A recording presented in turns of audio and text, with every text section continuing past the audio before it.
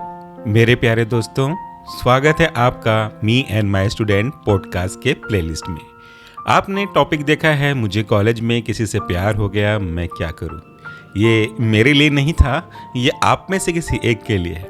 तो आज का जो पॉडकास्ट है वो एक ऐसे मुद्दे पे है जिसका सामना आपको कभी न कभी हुआ होगा, हो सकता है कि हो रहा हो, और अगर अभी तक नहीं हुआ है तो काफ़ी संभावना है कि निकट भविष्य में ऐसा हो। और ये ऐसी चीज़ें हैं जिसमें कुछ चीज़ें गलत भी नहीं हैं और कई चीज़ें सही भी नहीं हैं। तो क्या सही है, क्या गलत है, कितना सही है, कितना गलत है, उसकी क्या लक्ष्मण रेखा है, कैसे उस चीज़ लक्ष्मण रेखा को समझें और कैसे अपने आप को कंट्रोल करें कि वो लक्ष्मण रेखा हमसे ना लांघी जाए। इन सब सवालों का जवाब आपको आज के इस पॉडकास्ट की सीरीज में देने की कोशिश करूंगा, बिल्कुल एक ऐसे दोस्त की तरह जो कि आपकी उम्र का हो। हालांकि मैं हूं आपका टीचर, लेकिन बात कुछ इसी तरीके से होगी जैसे दो दोस्त आपस में बात करते हैं। अगर आपको लगता है कि कहीं किसी और टॉपिक पे बात करने की आवश्यकता है तो बिल्कुल फ्री हैं आप इसके कमेंट बॉक्स में कमेंट करके अपने सुझाव या अपनी रिक्वेस्ट लिखने के लिए। जब हम 12वीं पास करके कॉलेज में जाते हैं तो काफ़ी सारी जिज्ञासा ये होती है कि हम एक छोटे से स्कूल से निकल करके एक बड़े से समंदर जैसे कॉलेज में जाएंगे। उस कॉलेज जहाँ पे सभी चीज़ें अवेलेबल होंगी, बिल्कुल वैसा ही जैसा कि हमने किसी न किसी मूवी में देखी होगी, चाहे वो स्टूडेंट ऑफ द ईयर जैसे मूवीज़ हो या कोई और मूवीज़ हो। जब कभी भी कॉलेज का सीन दिखाया जाता है तो अक्सर चकाचौंध बड़े बड़े बिल्डिंग, बड़ी बड़ी गाड़ियाँ और अच्छे सुंदर लड़के लड़कियाँ, ये आपको वहाँ पे दिखाया जाता है। और इसकी कल्पना करना, अपने मंदर इनके ऊपर कहीं न कहीं विचार जागृत करना, ये बहुत स्वाभाविक सी है, इसमें कोई अलग बात भी नहीं है। हम भी जब 12वीं पढ़ते थे तो अक्सर इस तरह की कल्पना किया करते कि जब हम कॉलेज जाएंगे तो अलग अलग जगह का माहौल होगा, बड़े बड़े बिल्डिंग्स होंगी, बड़ी बड़ी गाड़ियाँ होंगी और हम अपने आप को फ्री महसूस करेंगे। टाइम टेबल के हिसाब से घंटी के अकॉर्डिंगली क्लास लगना ये जरूरी नहीं होगा। हम चाहें तो कहीं बाहर पे बैठ करके गप्पे लड़ा सकते हैं, कैंटीन पे कुछ खाते खाते समय निकाल सकते हैं। ऐसी कई सारी सोच आपके मन में आती रहती है। जब आप इन सभी सोच को लेकर के आगे बढ़ते हो और फाइनली कॉलेज में एडमिशन लेते हैं, और हम कॉलेज में जब एडमिशन लेने के बाद कॉलेज में जाना शुरू करते हैं तो धीरे धीरे आपका जो एक नेचुरल और स्वाभाविक डर है, एंजाइटी है, वो जब धीरे धीरे खत्म होता है तो फिर अब आप कॉलेज की लाइफ को धीरे से एंजॉय करना स्टार्ट करते हो। आप देखते हो कि उस कॉलेज में कई स्टूडेंट ऐसे हैं जो आपसे कहीं किसी मायने में ऊपर हैं और आप कहीं पे थोड़े से कमतर हो। यहाँ पे हीन भावना आना आवश्यकता नहीं है।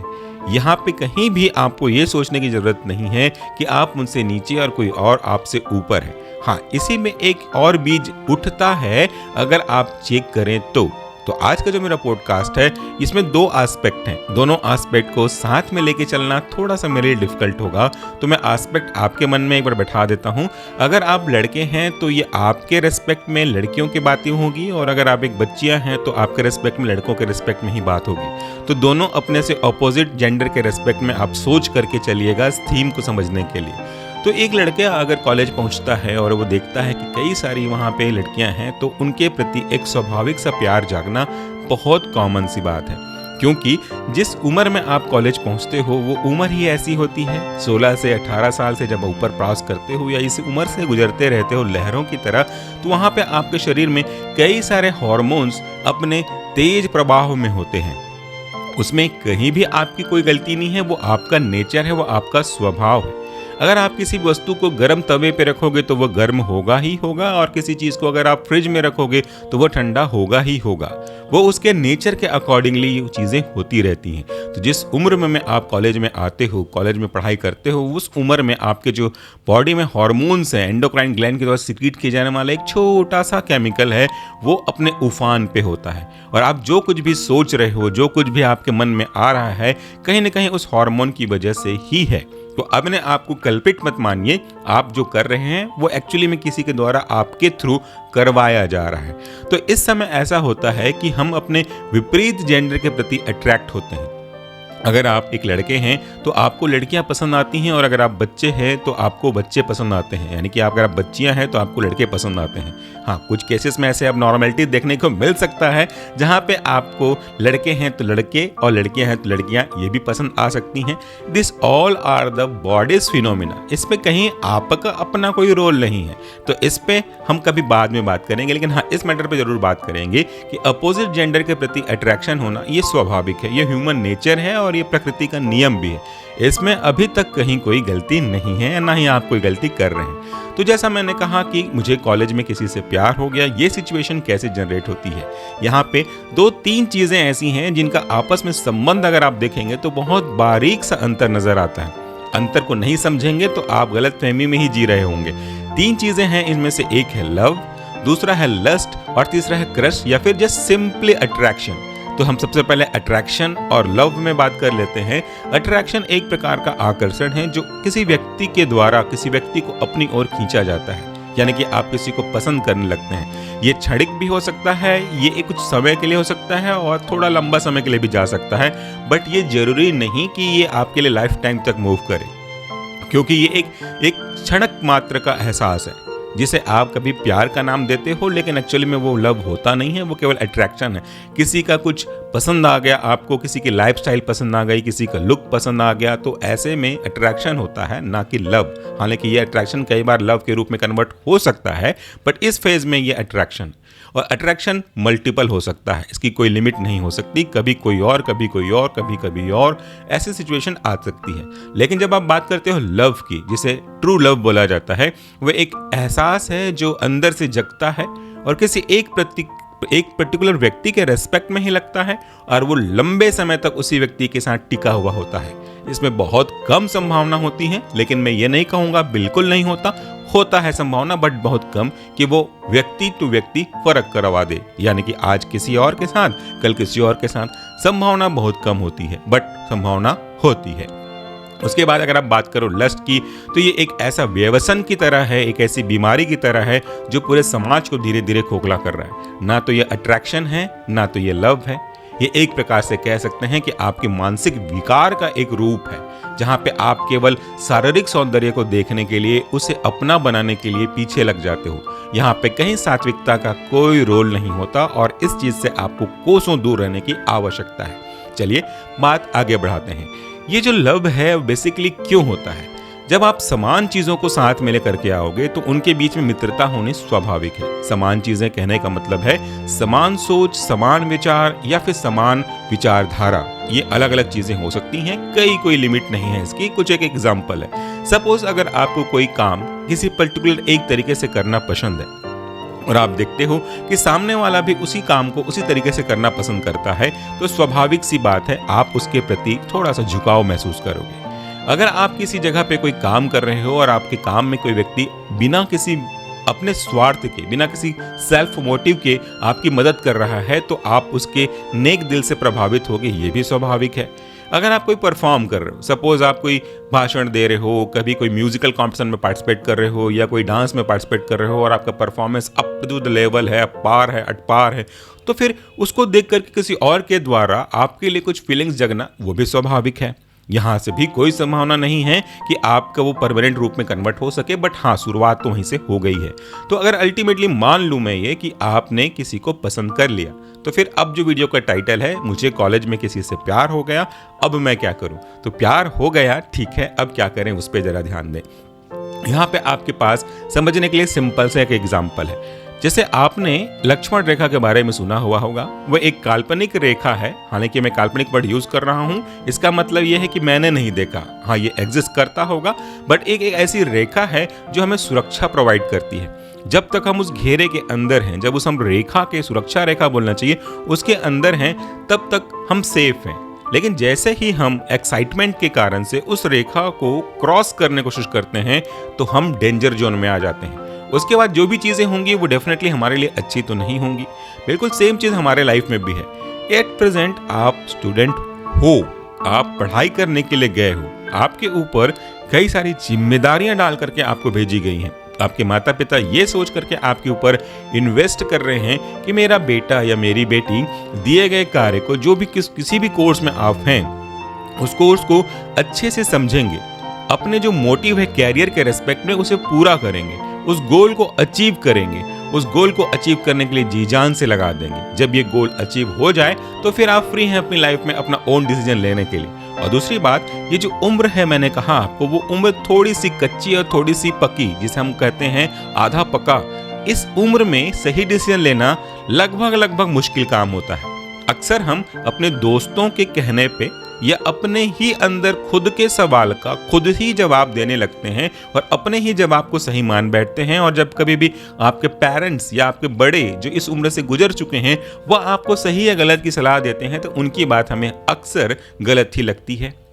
तो यहाँ पे आपको समझना ये है कि एक किसान जिस तरीके से किसी अपने बोए गए फसल से प्यार करता है, जब वो बीज बोता है फिर उसके बाद उसे प्यार से खाद, पानी, बाकी ज़रूरत की चीज़ों को देता है, धीरे धीरे ये जो बीज है वो ऊपर ज़मीन से आता जाता है, उसकी पहली अंकुरण दिखाई देती है तो उस किसान के मन में उसके लिए बहुत सारा प्यार जगता है। अब उसके बाद वो पेड़ धीरे धीरे बड़ा होने लगता है। अब वो इतना प्यार करने लगता है उससे, तो क्या प्यार के कारण से क्या उस पेड़ को, उस पर्टिकुलर प्लांट को जिसने उसे इम्प्लांट किया है, काट दे? बिना फल लगे क्या वो उसे काट के अपने पास ले जाए? नहीं।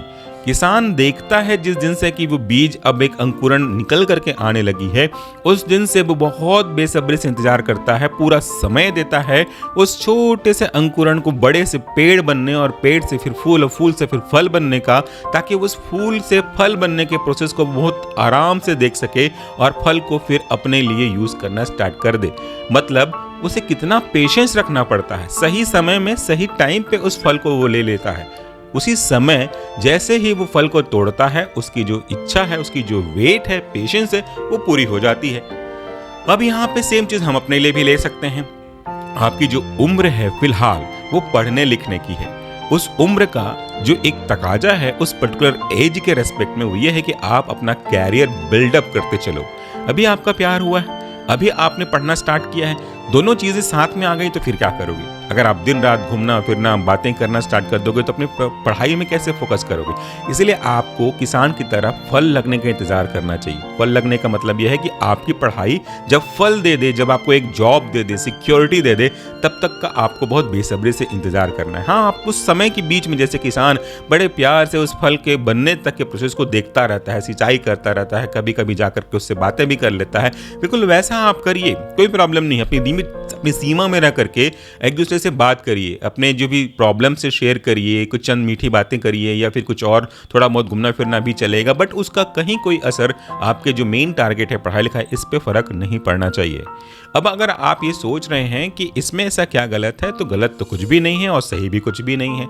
गलत और सही का कोई स्टैंडर्ड डेफिनेशन किसी किताब में नहीं लिखा है कि इस पर्टिकुलर टास्क को आप सही कंसिडर करोगे और इस पर्टिकुलर टास्क को आप गलत कंसिडर करोगे।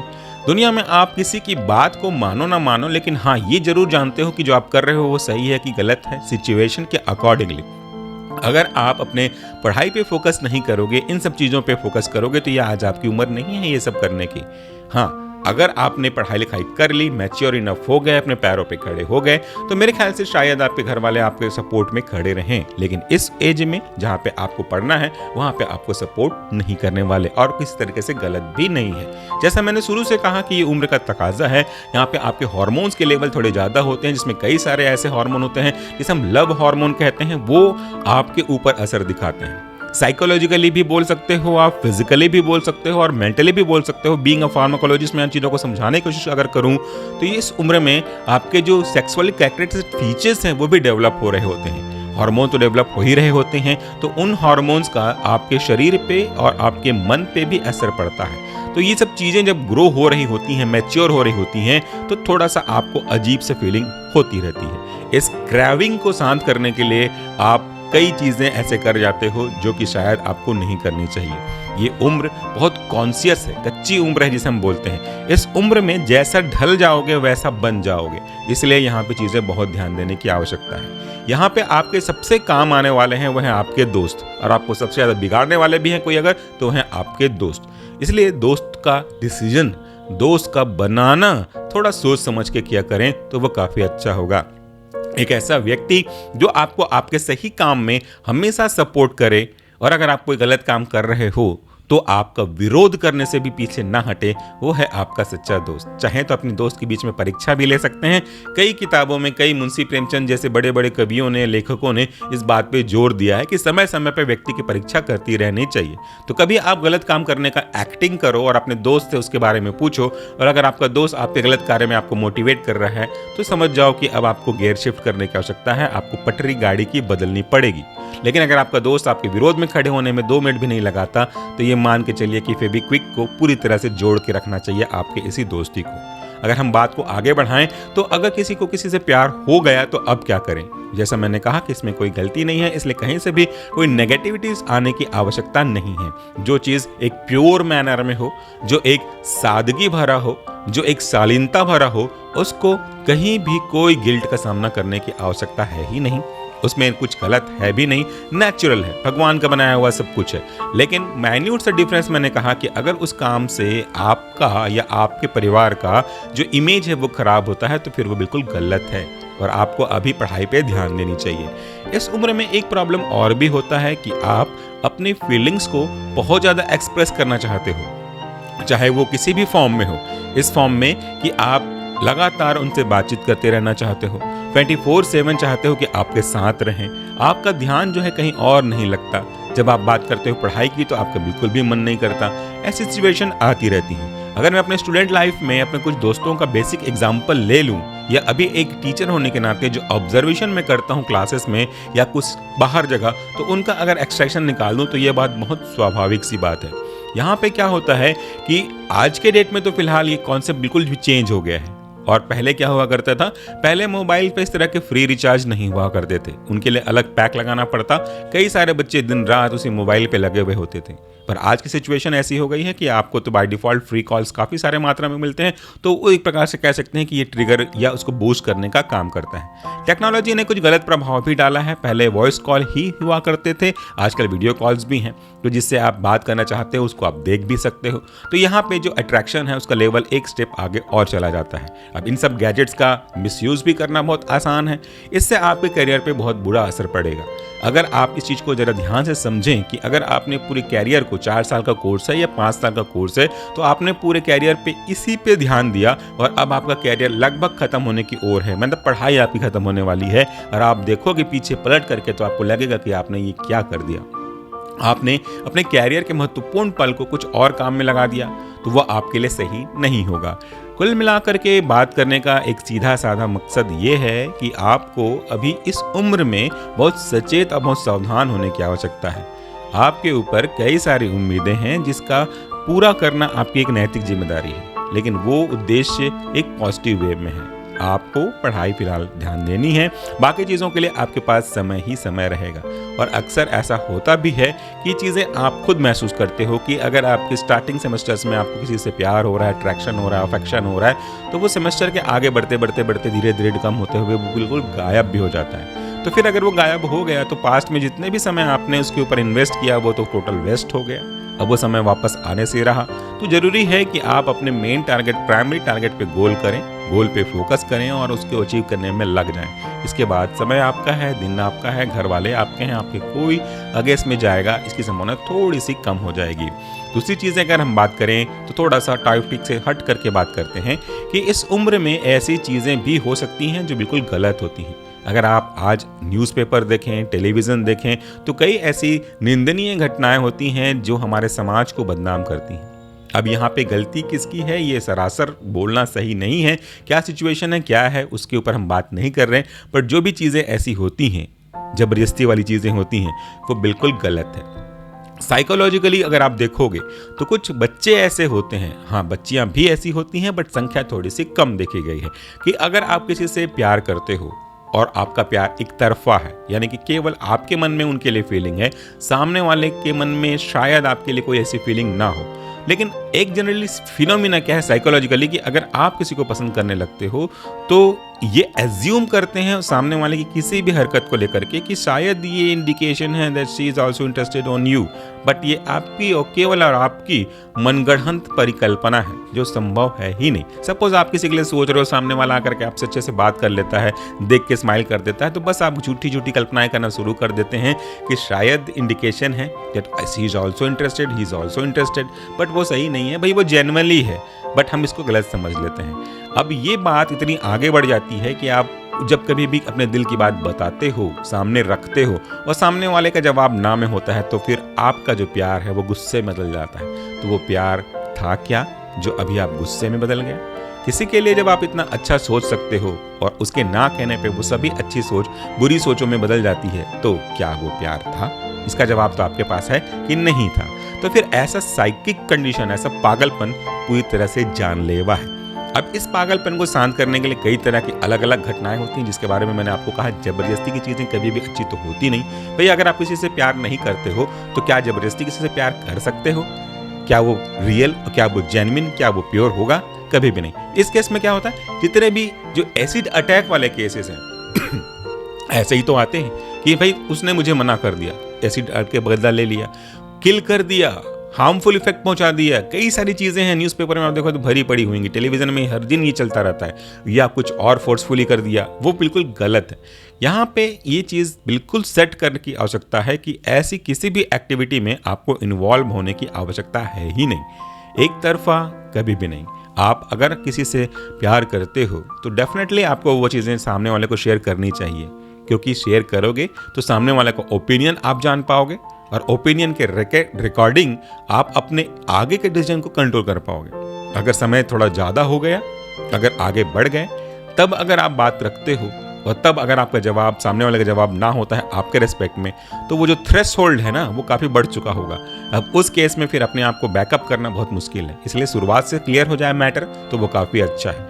ये दूसरी बात हो गई कि सामने वाले का जवाब क्या होगा, लेकिन अगर जवाब जो भी हो तो आपका जो ओपिनियन था, आपकी जो फीलिंग्स थी, that should not be change. सामने वाला हाँ कहे ना कहे, if you are having respect for someone, if you are having love for someone, that should not be change in at any situations, that should be constant enough. तो ये बहुत जरूरी है आपके लिए। बस एक सिंपल सी बात थी, कोई प्रिपरेशन नहीं होती है इस सब चीज़ों की बात करने के लिए।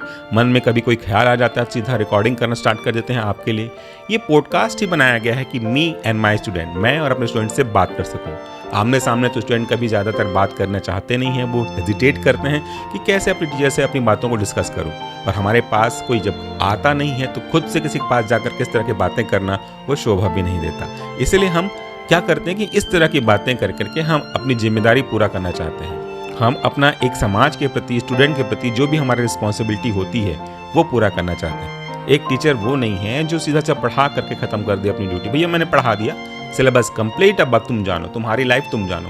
वो एक अलग बात है। हम किसी की लाइफ में इंटरफेयर नहीं करना चाहते, नहीं कर सकते हैं और ना ही कर रहे हैं। लेकिन हमारी जिम्मेदारी तो एक पेरेंट की जैसी ही है कि आपको सही रास्ते पे लेके जाएं। गलत रास्ते पे कदम बढ़ रहे हैं तो थोड़ा सा को पीछे करके वापस से सही ट्रैक पे, सही रास्ते पे लेकर के आएं। अगर ऐसा करने से एक बच्चा भी गलत राह से हट करके सही रास्ते पे वापस आ जाता है तो that is a very very very very precious award for us. वो हमारे लिए बहुत बड़ा अवार्ड होगा। तो बस इतनी सी बात मुझे आपसे करनी थी। उम्मीद करता हूँ कि आप चीज़ों को समझेंगे। और दुनिया में ऐसा कोई भी इंसान नहीं है बेटा या बेटी जिसका कदम ना बहका हो। ये उम्र ही ऐसा है जो आपको इस तरह की फीलिंग्स को सोचने के लिए मजबूर करता है। लेकिन विल पावर से बड़ा कुछ भी नहीं है। अगर आपके दिमाग में ये बात है कि हाँ भाई सब चीज़ की एक एज आएगी, इन सब का भी एक एज आएगा, तब इन चीज़ों के बारे में देखा जाएगा। लेकिन पहले फोकस, पहले अपनी जिम्मेदारी, फिर सबके बाद ये चीज़ें आएंगी। अगर ये आप अपने आप को समझा पाते हो तो बहुत अच्छा है। जाते जाते एक बात और रिवाइज करूंगा, भूल मत जाना, आपको अपने दोस्त की चुपचाप परीक्षा लेनी है। जरा देखो तो सही कि जिसके साथ आप हो वो आपके साथ रहने लायक है भी कि नहीं। अगर नहीं तो अभी भी समय है, खिसक लीजिए। लेकिन अगर है तो 50-100 फेविक्विक मंगा करके मन से अपने आप को उसके साथ जोड़ लीजिए और पूरी लाइफ आखिरी सांस तक उसका साथ मत छोड़िए। नमस्कार, टेक केयर।